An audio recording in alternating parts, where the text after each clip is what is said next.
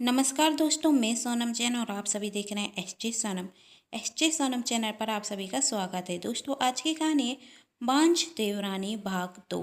यदि आप सभी को मेरे द्वारा लिखी गई ये कहानी पसंद आए तो चैनल को सब्सक्राइब कर लीजिएगा और पास में जो बेल आइकन का बटन है उसे प्रेस करना बिल्कुल ना भूलें, क्योंकि उसी से मिलेंगी आप सभी को मेरी आने वाली हर कहानी की नोटिफिकेशन। कहानी पसंद आने पर वीडियो को लाइक जरूर किया कीजिएगा, क्योंकि आप जानते हैं जब आप करते हैं वीडियो को लाइक तो मुझे मिलती है नई नई कहानियाँ लिखने के लिए प्रेरणा। और हाँ, कहानी को अपनों के साथ शेयर जरूर किया कीजिएगा। तो चलिए कहानी शुरू करते हैं। आज अंजलि खुशी को हॉस्पिटल लेकर आती है। खुशी बहुत जल्द प्यारी सी बच्चे को जन्म देने वाली थी। घर पर कोई नहीं था, इसलिए अंजलि को खुद अकेले ही खुशी को हॉस्पिटल लेकर आना पड़ा। अंजलि सबको फ़ोन कर कर बता देती है और भगवान से प्रार्थना करती है कि सब कुछ अच्छा ही हो। तभी डॉक्टर आकर कहते हैं, बधाई हो अंजलि, खुशी ने एक प्यारे से बेटे को जन्म दिया है। यह खबर सुनकर अंजलि बहुत खुश होती। तब तक अंजलि के परिवार वाले भी आ चुके थे और वही भी एक खुशखबरी सुन लेते हैं। सभी खुशी के बेटे को देखने के लिए जाते। बहुत प्यारा बेटा है, अंजलि ने कहा, बिल्कुल तुम्हारी तरह। तभी खुशी का पति निखिल कहता, नहीं भाभी, उसकी आंखें ध्यान से देखें, बिल्कुल मेरी तरह हैं। यही सुन सब हंसने लगते हैं। अंजलि की बेटी गुड़िया तो अब हर वक्त खुशी के बेटे आयुष के पास ही रहती। अंजलि मना भी करती कि अभी वह छोटा है, तुम उसे मत कराया करो। तब गुड़िया कहती है, लेकिन मैं तो बड़ी हूँ, मैं उसका बहुत अच्छे से ख्याल रखूंगी। गुड़िया की प्यारी बातें सभी को पसंद आती और घर का हर एक सदस्य उसे बहुत पसंद करता है। इसी तरह हंसी खुशी दिन निकलते जा रहे थे और जब खुशी का बेटा 2 महीने का होता तो परिवार वाले घर में एक आयोजन करते हैं, जिसमें सभी परिजनों रिश्तेदारों को बुलाया जाता। अंजलि भी अपनी सहेलियों को बुलाती, जिसमें काजल भी आई हुई थी। और काजल अंजलि से कहती, वैसे पाइती तो बहुत अच्छी है, बहुत से लोगों को बुलाया भी है और तुम्हारी देवरानी का बेटा तो बहुत प्यारा है। मैं अभी अभी उसे खिलाकर आ रही हूँ, उसकी मुस्कान तो बहुत प्यारी है। आखिर सभी बच्चे एक जैसे ही होते हैं, हर बच्चा एक समान होता है, लेकिन बात जब बेटा बेटी की हो तो फिर तो भेदभाव हो ही जाता है। अभी तक तो गुड़िया इस घर की इकलौती बेटी थी, इसलिए सब उससे बहुत प्यार करते थे। लेकिन अब तो तुम्हारी देवरानी ने बेटे को जन्म दे दिया है, तो अब तो सब उसको ही ज़्यादा प्यार करेंगे ना। तुम ही देखो जरा, वहाँ गुड़िया अकेली खड़ी हुई है और सब तुम्हारी देवरानी के बेटे को खिलाने में व्यस्त हैं। वैसे भी तुम्हारे घर की तो लाडली बहू हमेशा तुम्हारी देवरानी खुशी ही रही है। तुम्हारी थोड़ी बहुत पूछ थी, वह भी इसलिए क्योंकि तुमने एक बेटी को जन्म दिया था। तुम्हारी वजह से इस घर में एक बच्चा जो था, लेकिन अब तो तुम्हारी वही अहमियत भी खत्म हो चुकी है। तुम्हारी देवरानी ने बेटे को जन्म दिया है और इस घर का चिराग वही तो होगा। यह सारी प्रॉपर्टी, सारे पैसे उसके नाम ही तो होंगे। तुम्हारी बेटी को क्या मिलेगा और तुम गवारों की तरह खुश हो रही हो अपनी देवरानी के बेटे होने की खुशी में। देखना, आज नहीं तो कल तुम्हें अपनी गलती का एहसास जरूर होगा। और मैंने तो यह तक सुना है कि तुम्हारी देवरानी का जो बेटा हुआ है वह तुम्हारी वजह से, तुम्हारी दोस्त डॉक्टर नीता ही तो तुम्हारी देवरानी का तुम्हारे कहने पर इलाज कर रही थी। तुम खुद अपनी बेटी के भविष्य के लिए गत्ता खोद रही हो और इस बात से अनजान हो, लेकिन आज नहीं तो कल तुम्हें इस बात का एहसास हो जाएगा कि तुमने कितनी बड़ी गलती की है। तभी अंजलि की बेटी गुड़िया की फ्रॉक पर केक गिर जाता और गुड़िया रोने लगती और यह देख सब उसे शांत कराने लगते। और यह देख अंजलि काजल से कहती, जरा वहाँ भी देखो। तुमने यह तो देख लिया कि सब खुशी के बेटे को खिला रहे हैं, लेकिन जब मेरी बेटी रोई तो सब उसे शांत कराने लग गए, क्योंकि इस घर में बेटा हो या बेटी फर्क नहीं किया जाता। फिर चाहे वही छोटी बहू का बेटा हो या बड़ी बहू की बेटी, किसी को कोई फर्क नहीं पड़ता। मुझे मेरी बेटी की चिंता करने की कोई ज़रूरत नहीं, क्योंकि उसकी चिंता करने के लिए पूरा परिवार है। हमारा परिवार एक संयुक्त परिवार है और तुम जैसे लोग इसे तोड़ने की हर दिन कोशिश करते हो, लेकिन हर दिन ही नाकामयाब रहते हैं। वो तो वक्त ही बताएगा, काचर कहती। तभी अंजलि ने कहा, तेरा स्वभाव ना बुरकुल समुद्र की तरह है।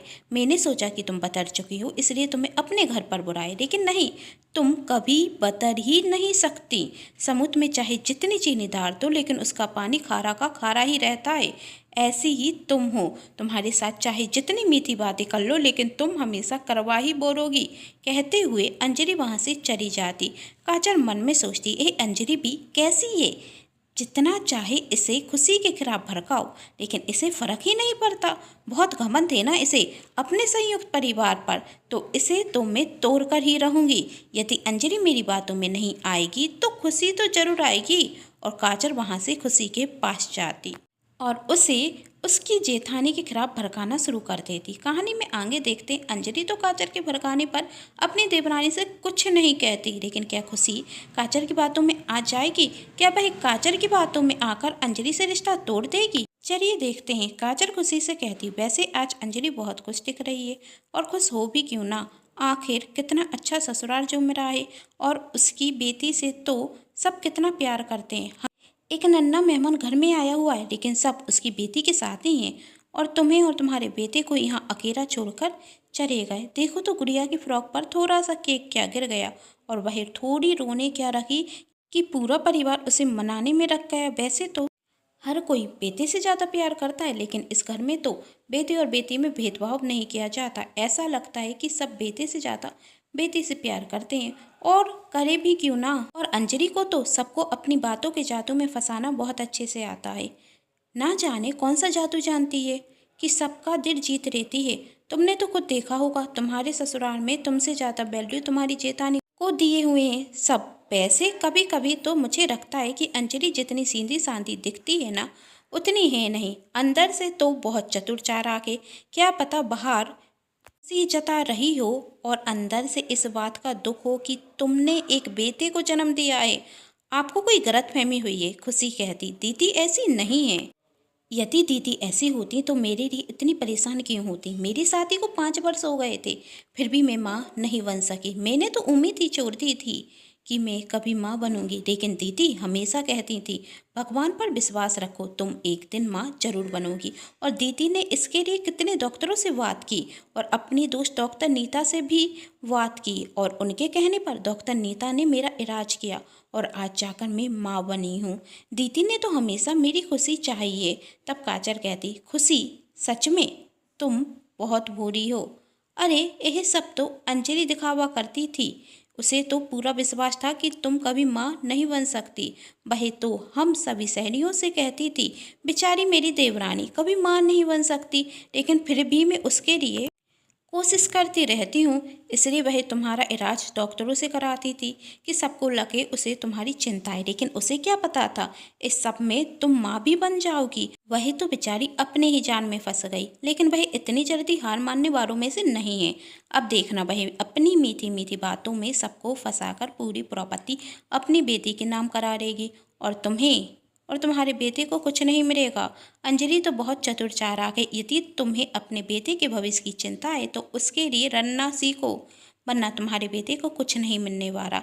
यही सब सुन खुशी सोचने लगती, और काजल मन में सोचती, जो मैं करना चाहती थी वह तो हो गया, अब यहाँ रुककर क्या फ़ायदा, मैं तो जाती हूँ। सोचते हुए काजल वहाँ से चली जाती, और खुशी सिर्फ उसके ही बारे में सोच रही थी जो काजल ने उससे कहा। और दूसरे दिन वही सोचती, मुझे मेरे बेटे के अधिकार के लिए लड़ना होगा, वरना अंजलि दीदी तो उसका पूरा हक अपनी बेटी को दिला देंगी। और दूसरे दिन जब अंजलि खुशी के कमरे में आकर कहती, लाओ खुशी, मैं आयुष की मालिश कर देती हूँ, तब खुशी गुस्से में कहती, बस कीजिए दीदी, और अच्छा होने का नाटक मत कीजिए। मैं आपको बहुत अच्छे से जानती हूँ। आप यह मीठी मीठी बातें कर कर मेरे बेटे का हक छीनना चाहती हैं। आपको क्या लगता है कि आप इतनी आसानी से मेरे बेटे का हक अपनी बेटी को दे देंगी? एक बात याद रखिएगा, आप अपनी मीठी मीठी बातों में इस घर के हर एक सदस्य को मूर्ख बना सकती हैं, पर मुझे नहीं। मैं अच्छे से जानती हूँ आपको कोई खुशी नहीं है कि मेरा बेटा हुआ है, बल्कि आपको तो इस बात का दुख है कि मैं माँ क्यों बनी। तब अंजलि खुशी से कहती, कैसी बहकी बहकी बातें कर रही हो तुम? अच्छे से जानती हो कि मैं तुम्हारी माँ बनने पर कितनी खुश हूँ, तो आज ये फालतू की बातें क्यों कर रही हो?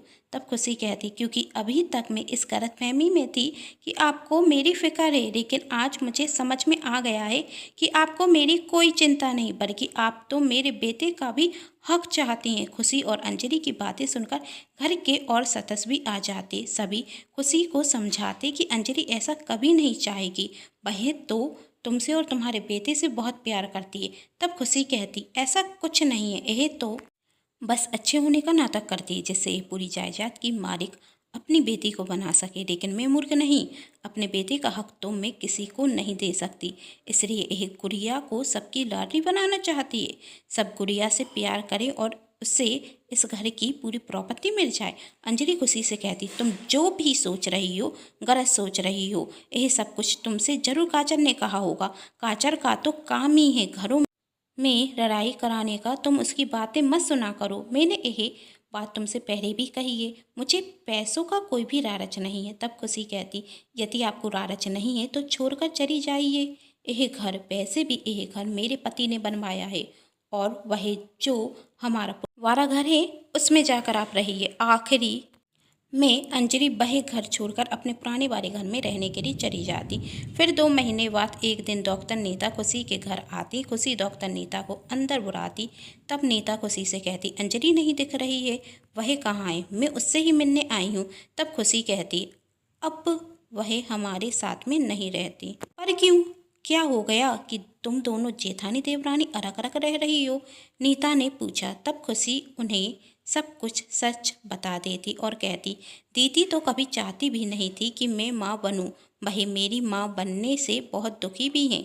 तभी नीता कहती, कैसी बातें कर रही हो खुशी? जानती हो अंजलि जब भी मुझसे मिलती थी तो यही कहती थी, कुछ ऐसा चमत्कार करते कि मेरी देवरानी माँ बन जाए। वह बहुत दुखी रहती है और उसका तो मुझसे देखा नहीं जाता कितना प्यार करती है वह बच्चों से, लेकिन खुद एक बच्चे के लिए तरस रही है। कोई चमत्कार करते कि वही माँ बन जाए, बस यही चाहती हूँ मैं तो। उसने कितने डॉक्टरों से तुम्हारा चेकअप कराया, फिर भी तुम यही कह रही हो। लेकिन वही सब तो दिखावा था, खुशी ने कहा। तब डॉक्टर नीता कहती, यही तुमसे किसने कह दिया? यही सब दिखावा था। अंजलि कोई दिखावा नहीं कर रही थी, वही तो सच्चे दिल से चाहती थी कि तुम माँ बन सको। जब भी कोई औरत तुम्हें बांझ कहती तो वह उससे लड़ने तक को तैयार हो जाती थी। कितनी औरतों ने उससे कहा था कि तुम्हारी देवरानी वांझ है, उसके पास अपनी बेटी छोड़कर मत जाया करो, वरना तुम्हें अपनी बेटी को खोना पड़ेगा। लेकिन अंजलि किसी की नहीं सुनती थी। पर तुमने सिर्फ काजल की बातों में आकर यही सब कुछ कर दिया। काजल तो हमेशा उससे तुम्हारे खिलाफ भड़काती थी, लेकिन वह किसी की नहीं सुनती थी, क्योंकि उसे तुम पर पूरा विश्वास था। और वह यही कहती थी, मैं तो खुशनसीब हूँ कि मैं एक संयुक्त परिवार में रहती हूँ। आज के टाइम में संयुक्त परिवार देखने को नहीं मिलते, लेकिन तुमने उसे इस घर से बाहर कर दिया। मैं तुम दोनों देवरानी जेठानी का प्यार देखकर बहुत खुश होती थी, और हमेशा यही सोचती थी कि एक ऐसी देवरानी मेरी भी होती, बिल्कुल तुम्हारी तरह। लेकिन आज खुश हूँ कि भगवान ने मुझे तुम्हारी तरह कोई देवरानी नहीं दी। कहते हुए नीता वहाँ से चली जाती, और खुशी को आज अपनी गलती का एहसास होता। वही अपनी जेठानी अंजलि के पास जाकर कहती, दीदी मुझे अपनी गलती का एहसास है, मुझे माफ़ कर दीजिएगा। मैंने आपके साथ बहुत गलत किया, मैं अपनी सारी गलती के लिए माफ़ी मांगती हूँ। चलिए ना, हम एक घर में जाकर फिर से पहले की तरह रहें। तब अंजलि ने कहा, अब यह नहीं हो सकता। पर क्यों दीदी, ऐसा क्यों कह रही हैं? खुशी ने पूछा। तब अंजलि कहती, क्या पता कल के दिन फिर से तुमसे कोई मेरे बारे में कुछ कहने लगे, और तुम्हें फिर से कोई गलतफहमी हो जाए कि मैं तुम्हारे बेटे का हक छीनना चाहती हूँ, और तुमने फिर मुझसे जाने के लिए कह दिया तो। तब खुशी ने कहा, ऐसा नहीं होगा दीदी। तब अंजलि कहती, नहीं खुशी, हमारे बीच में फिर से दरार आए उससे अच्छा है कि हम दूर दूर रहें। कम से कम दूर रहकर तुम्हारे बेटे को बहन का और मेरी बेटी को भाई का प्यार तो मिलता रहेगा। और वैसे सच तो यही है कि तुम जिस घर में रहती हो वही घर तुम्हारे पति ने बनवाया है, तो तुम वहीं रहो, और मैं यहाँ खुश हूँ। यदि आप सभी को मेरे द्वारा लिखी गई ये कहानी पसंद आई हो तो चैनल को सब्सक्राइब कर लीजिएगा, और पास में जो बेल आइकन का बटन है उससे प्रेस करना बिल्कुल ना भूलें। और हाँ, कहानी को अपनों के साथ शेयर कीजिएगा, वीडियो को लाइक कीजिएगा। Thanks for watching.